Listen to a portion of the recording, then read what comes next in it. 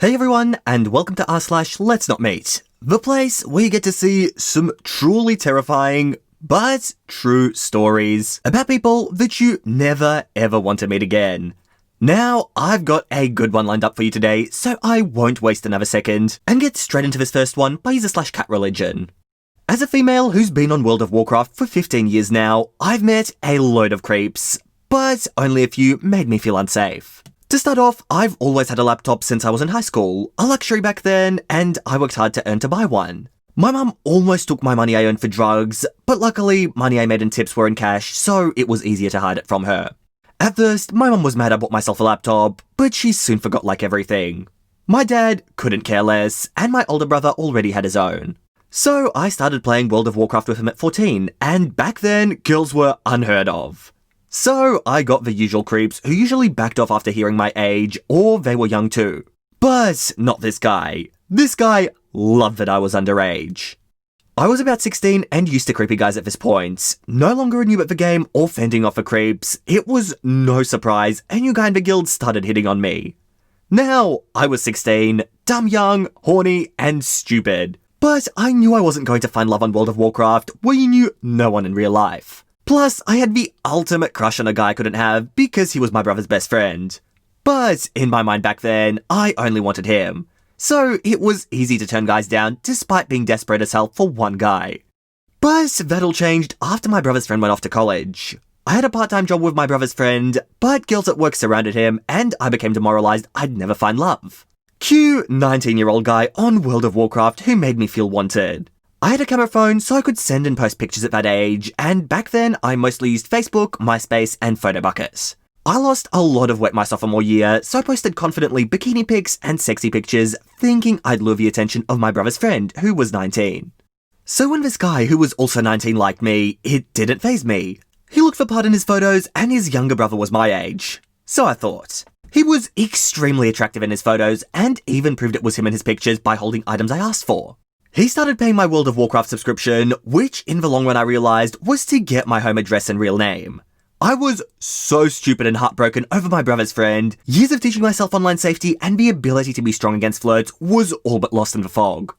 We'd talk for hours on Ventrilo, and he'd make me feel pretty. I was completely blinded by this point. He sent me gifts, and I didn't even question how he had my address. He offered to drive and pick me up, and only then did I suddenly get cold feet. I had a good friend on World of Warcraft, someone my brother met at PAX and joined the guild and is still one of my best friends to this day, though we both aren't fond of my older brother. He's 6 years older than me, but never creeped on me, was more like the protective brother I lacked. Well, at least till I was 24 and single for the first time that we did hook up, but that's because we were friends for so long, and the distance led it to not turning into a relationship. He got onto it through conversation and was my words of wisdom in a time I was lacking any of my own. I told my friend I was scared to meet him because, dumb teenager logic, I thought he wouldn't like me. My friend chimed in that I shouldn't meet anyone off the internet at my age. I told him about the gifts, and I swear I've never been scolded like this in my life, not even by my own parents. But he always cared like that. He wondered why I would give my address to someone I never met, and the expensive gifts I got were not something the average 19-year-old could afford. None of this ever clicked for me, of course, because I was lonely and trying to prove, I don't know, to myself, my crush, or something that I could get a boyfriend. Like that, I told the guy it wasn't wise to meet in person, and my parents said I wasn't allowed to. That's when it gets dark. At first, it was pestering over and over, guilting me over gifts he gave me and encouraging me to defy my parents. While he kept bothering me, it never once occurred to me that he'd lose his cool. While my friend was worried mad about the guy having my address, going as far to drive the 11 hours to my house and explain the situation to my dad as I refused to tell him out of fear of getting in trouble at the time, all while taking his spring break in my state instead of his own with his friends. There's a reason he's still one of my best friends. He has a little sister of his own as well, and she's my age, so his protective nature is natural. Eventually, he made me block the guy, and that was that. This guy was mad. He'd go on different accounts to accuse me of gold digging and using him. Luckily, my friend was smart enough and had the foresight to change my World of Warcraft password, and even paid for my account for me taking this guy off it entirely, as one of this guy's threats was to delete my account. But it didn't end there. It got worse as he'd consistently find ways to message me and tell me how horrible I was. This went on till about a month had passed. I was walking home from school, about a 2-mile walk in wealthy suburbs of New England, which I'd done for years. Many kids did this as it was a very safe town, with no crime in it or the surrounding towns. Without a second thought, I took off with my 100-pound backpack, maybe an overestimate, put my headphones in and started my 20-minute walk home. It was cold, so I had earmuffs over my headphones, only drowning out more sound too. I swear, if I could talk to myself as a kid, I'd probably just slap myself for stupidity. Because World of Warcraft guy knew I walked home every day as I talked about it. He knew my address, and I never thought twice. I was on the back roads walking home, and honestly, it was easy to map from my school to home as it was pretty straightforward with only one turn. About halfway home, in between songs, I heard a vague crunching sound of tyres rolling over gravel on the road slowly. I turned around to see a tinted black car that you couldn't see much of the person in the front. I jogged out of the driveway. I was standing in front, assuming it was waiting to turn in. But it didn't turn in. The roads were dead, and it didn't make sense for him not to go around. I swear, the saying that you go cold when you're terrified is absolutely true. It could have been a summer's day at 95 degrees, and my bones would have been cold. My heart just sank, and my breathing was uncontrollable. I felt like I had no control over my body as I realized this guy was following me. My blood truly ran cold, and my hands shook as tears formed and my skin felt tight. My body felt like it wasn't ready to fight or flight, but simply freeze there and die. It only got worse as the second time I turned my head to see the car stop. I stopped, my world stopped. I couldn't stop staring, just froze and breathing like all my books were on my chest. Crying silently, my eyes hurt with no tears or sound as I just stood there. The doors opened after what felt like hours, but only seconds, maybe a minute, and it was in fact him. It was the attractive guy from the photos. Not a catfish, but something seemed different. At first, I thought it was his angry expression, but soon realized he was definitely not 19, more like 30 plus. I could barely think over the loud sound of my heart racing as it froze me in place. I thought I was about to throw up as he spoke to me, told me to get in the car or he'd light my house on fire and kill my dog in front of me. I honestly just couldn't move. Couldn't reach for my phone as his words just froze me. And, like some magic, we both failed to notice the little old lady on her porch watching this play out. Get away from that girl right now before I burn you alive. We both turned to meet her eyes. An annoyed, small lady, about 60 or 70, with white hair. I think she noticed my frozen in fear state as she told me to get over to her quickly. Like that, I ran over to her, tossing off my heavy brick of a backpack. It was obvious he was unsure what to do next as he stood there and watched me run for her. Must have been a sight, this tiny, thin old lady standing in front of a teenage girl yelling at this man to go away. Like that, Saviour number 2 joined the battle as her husband stepped out. Guy who looked like he'd been through a war or two, with a shotgun of all things and a booming voice. He pointed his gun, saying, "I've shot and killed men for less reason, you better leave now." He got into his car and drove off as I simply collapsed. All that fear just came out as I cried harder and harder as my brain sifted through all the past few months of mistakes. After calming me down enough to speak in non-hyperventilating words, she asked me if I knew him. I told her, kind of, but only online from a video game, not real life. Of course, explaining it wasn't easy, and her husband couldn't grasp why I'd want to pretend I was at war. I'm sure, in his experience, he was thinking Call of Duty, not magical creatures in a game called World of Warcraft. She got me on the phone with the school counsellor, her daughter apparently, and told her my name. I was well known to her daughter ironically, but it was only 250 or less kids in the school, and the town itself was small. Many staff at our school had family in town, kids at school they were related to either by their own children or their siblings' children. It was a kind of town that if you didn't leave by a certain age, you were stuck there. So honestly, it seemed ironic, but entirely not a huge surprise. The counsellor was well aware of my family and my mum's drug addiction as child services had been involved a few times. She came by in 10 minutes to pick me up and asked me a ton of questions, of course knowing I didn't want to involve police as I was scared of being taken away from my parents again. FYI, foster care was worse than a drugged out mum on prescriptions. We weren't rich, but we were more well off than many. Though my mum worked, my dad kept my mum on a tight budget to keep her from buying prescriptions from Canada she wasn't prescribed. Hence, her trying to take my money. She knew all of this and knew that although rough, it was better off in foster care, which was a gamble with losing odds at best. Plus, 2 more years and I'd be off to college anyway, so we didn't involve the cops. But she made me promise to take the bus every day and to inform my dad of the situation. She also called my dad at work to inform him and had a teacher make sure I got on the bus every day till I graduated even. Really sucked, but I understood. 2 days after this, my dad had to fly out for business. My brother was off at college, so it left me and my high mum, who promised my dad she'd stay sober while he was gone, but I was used to helping her while she was high, so it was like taking care of a child. But I was on edge at every creak in that big house from the 60s. Cats stir at night, and dogs barking outside set me on edge, and I barely slept. My friend from World of Warcraft called me every night, making sure that I was okay for the past month.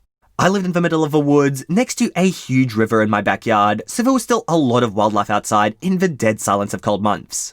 Running water is an important source of water when lakes freeze. I'd been used to all the bumps in the night, cats coming and going, and dogs barking at every animal in the yard, but it all seemed new to me as I lay in my bed trying to drown out my fears.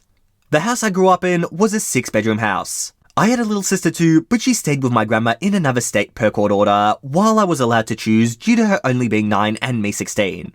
The other rooms were used as a game room, office for my dad, and guest room, mostly for when my sister visited. My grandma and her had a room. So, in a large house like that, in the middle of the woods, it was scary to virtually be alone because my mum accounted for defenseless. I was letting my last cat inside for the night, 5 cats who all knew to come in at night for dinner and stayed until morning. And at the end of the long driveway, between my neighbour and our house, was parked a black car. I quickly shut the door and locked it after my cat got inside. I made sure all 5 doors were locked and even put cardboard on the glass doors to the pool. I don't know, hoping if he broke them it would delay him if the car was his. I went and turned off all the lights and got all my cats into one room so I knew they were safe. Here's the thing about my dog. He's untrained for the most part, but basically a giant lab puppy in his mind. But he growled at strangers, not bark like at animals. We had to keep him outside if we had guests, but he never bit anyone, and if you spent enough time around him, he'd eventually accept you. Also, he didn't growl at all strangers either, so he wasn't the most reliable guard dog either, but he was big and had a deep bark. I mulled over what to do as I sat there in the dark with my dog, waiting for shadows to pass by the window. I eventually went upstairs to my mum's room and woke her up from her sleeping pill slumber. Groggy and still kinda high, she didn't quite grasp what I was telling her till I started crying. She sort of sobered up and asked me to get her some coffee, and I did. All while I'm watching my dog's every move because I know he could sense something before I did. As my mum sobered, the fear in her eyes grew. Eventually, she got the idea to call my neighbours and ask them if they knew the car. After all of them said no, 2 of the men went out of the house to check the car together.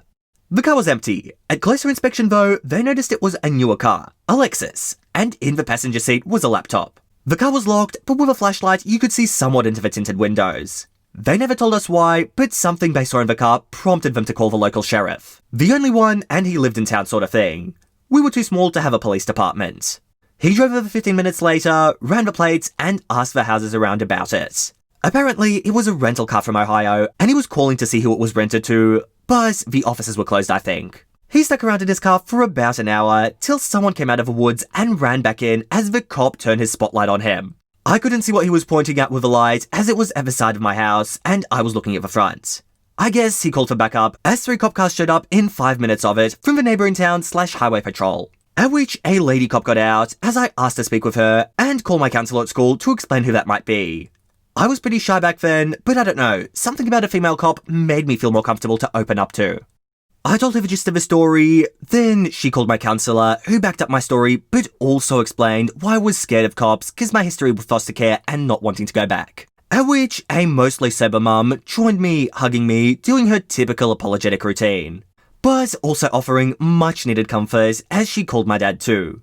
Eventually, the lady cop asked if she could take a look around the house to see if things were secure and get any information from my laptop about him. In her search, she found something I didn't think about checking. The basement door was not just unlocked, but open.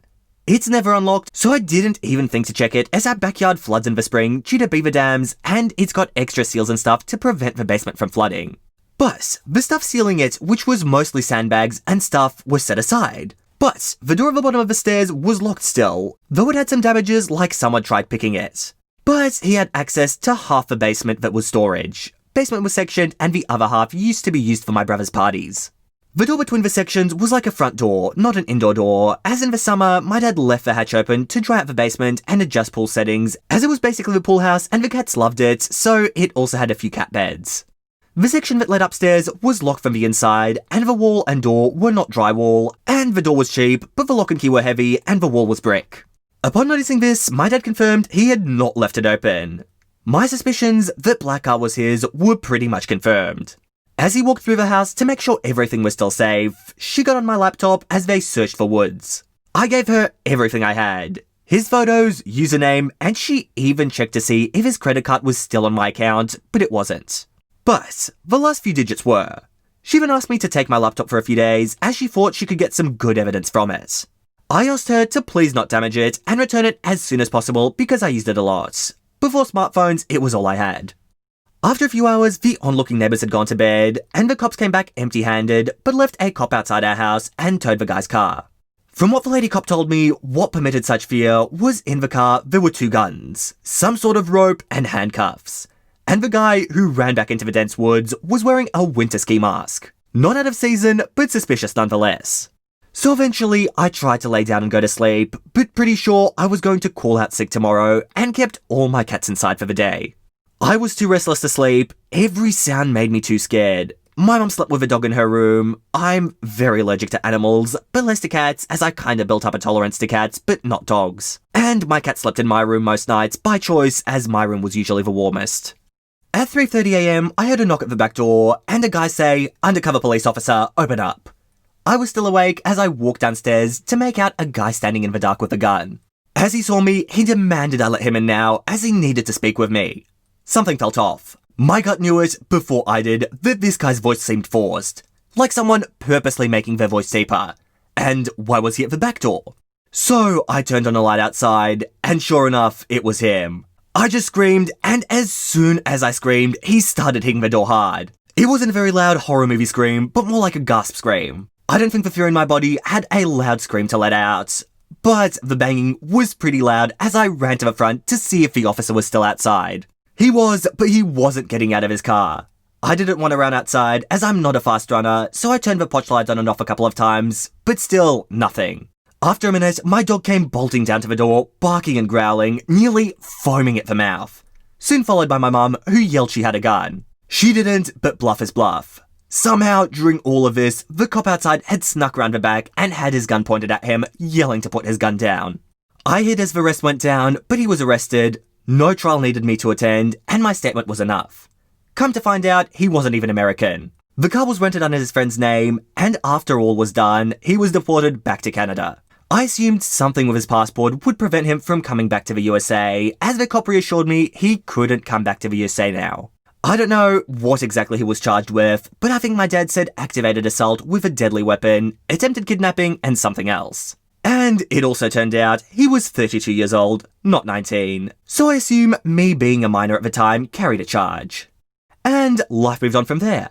I had plenty of creeps before and after, but he was by far the worst from World of Warcraft. I had a couple of months from streaming, but I was an adult and much better at staying safe online. Only one worse than this guy was my ex-boyfriend's cousin, who made my life hell for a couple of years, but that's another story for another time. Wow, what gets me most OP is that you say there was a worse one. Now that is a story I would want to hear. You got quite lucky with this one, and good thing for staying sharp about it, not letting him in. At the end, you ended up doing the right things, and it saved you, I think.